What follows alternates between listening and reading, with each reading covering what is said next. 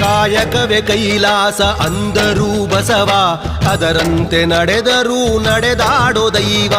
ಕಾಯಕವೇ ಕೈಲಾಸ ಅಂದರೂ ಬಸವ, ಅದರಂತೆ ನಡೆದರೂ ನಡೆದಾಡೋ ದೈವ.